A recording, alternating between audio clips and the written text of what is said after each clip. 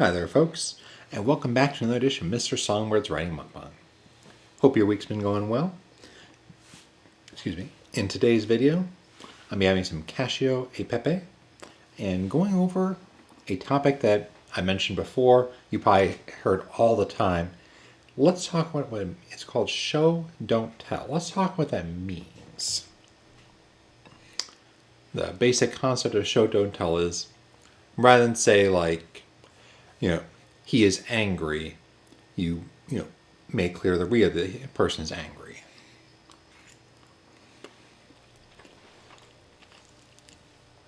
Now, the thing is there's kind of multiple levels of telling. So it's often, shall we say, challenging to truly show. Like, for example, an obvious one is someone is angry. You say that person's angry. An alternative might be like the character is thinking about all the things this person's done to them in the past. But you know what? That's another form of telling rather than showing.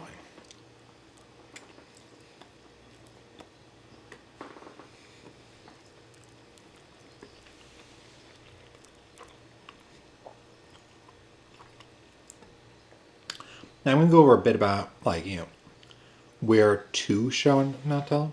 But first, let me explain, an example of what it would be to show without telling. To show without telling is to have basically the character, the description, all written in such a way that conveys how they're feeling. It's written in a way that conveys the character's feeling without, telling us what the character's feeling. Gotcha.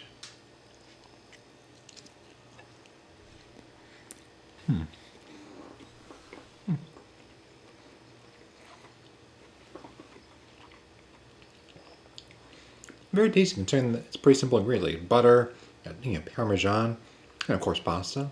It all works well together.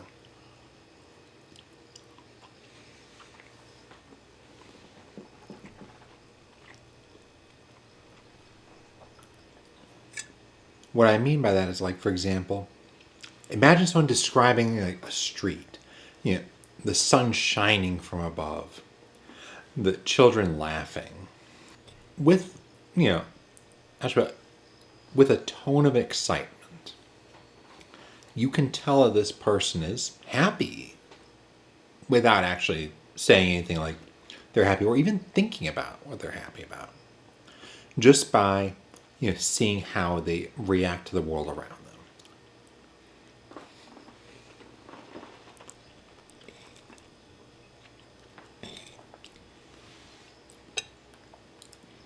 So it's not like off the cuff. Let's say Jasper stepped out of his house, arms wide. The sun shone down before him. The children laughed in the streets as they always do. But today, was it just him, or were those apples particularly red, almost like little blood drops? Okay, maybe it's an awful one, but then again, I think I'm talking a Twilight character there, so that might actually work.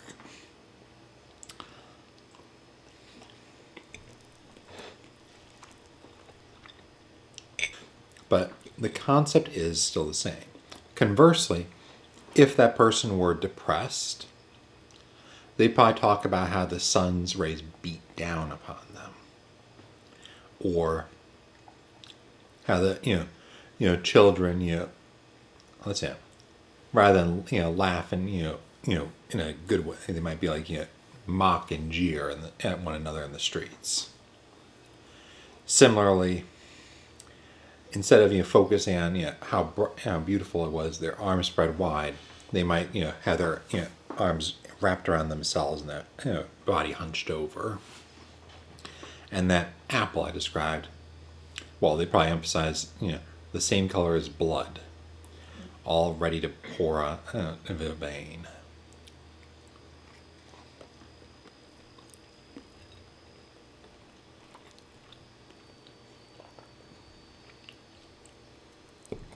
Now, like I said, used properly, showing, don't telling. Now, you don't want to always, show, but as a general rule, you want to show more often than not.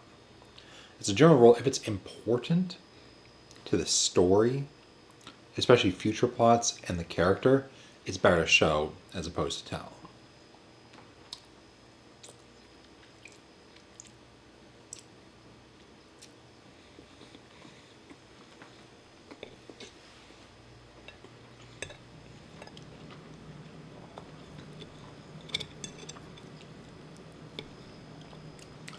Let's say you're describing a character who you know is not important.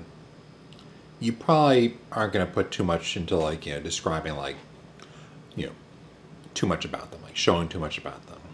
You might just say the waiter stepped over. I'm sorry, sir. Notice I didn't mention any description. I just said the waiter.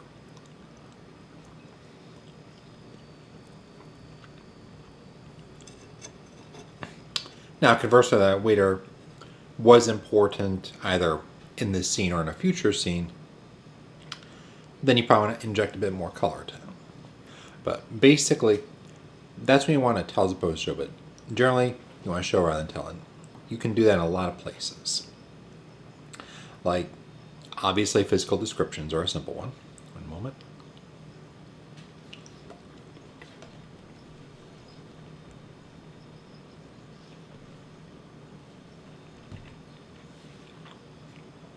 Basically, obviously can describe the character's mood through their actions. If he closes his eyes and bangs his head against the wall, do I need to tell you that he's aggravated?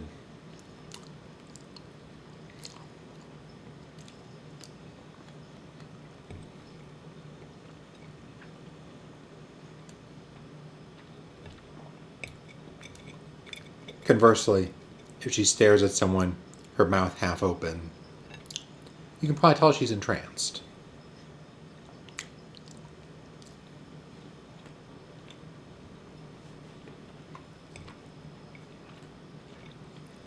One extremely simple method of doing it, or to practice it, is try to convey, and basically try it as a little exercise. Describe, and basically make it clear to the audience, to the reader, that someone is angry without ever showing either A, telling them they're angry or using the word angry, or you know, having them think at all. Like basically just from description, make it clear to the audience that this person is angry.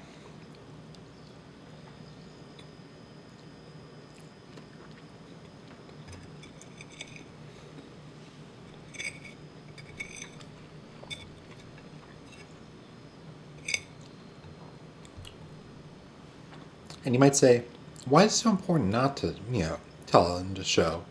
Wouldn't it be easier to convey to my audience, the story, the plot story I just told them, as opposed to, showing them and like taking the time to like go, this person's like, glaring at someone and such like that.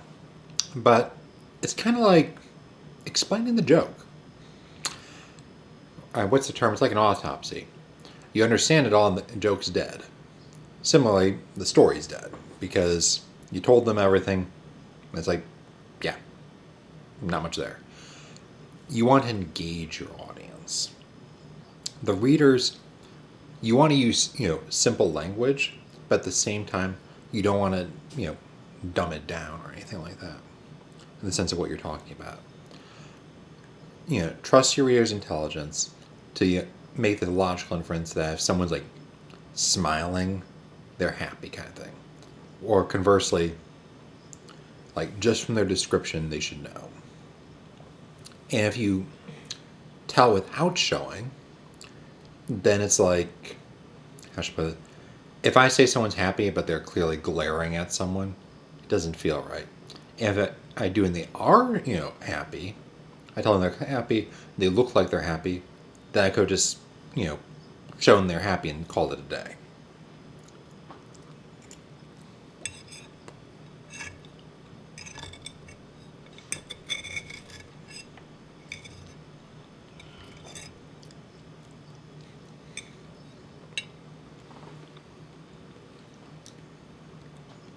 Now, my concern here is I may have gone on a little paint the rest of the owl here.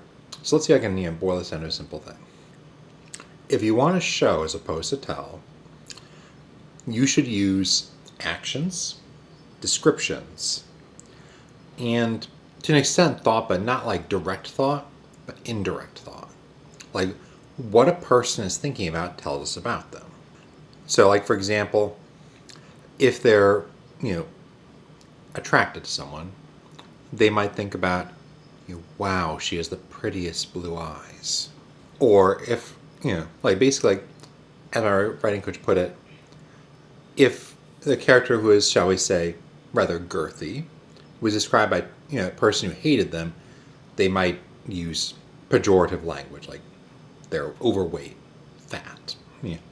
Whereas if it was someone who liked them, they'd probably refer to them as like portly or pleasantly plump. Something along those lines. Basically, language reflects opinion. And I hope I was able to provide just about. If you feel like you need some additional information on this topic, let me know and I'll be happy to do like more practical demonstration. Please let me know in the comments below. I'll take a good look. But for now, I'm going to pop out. Hope you have a wonderful evening. Until next time, bye folks.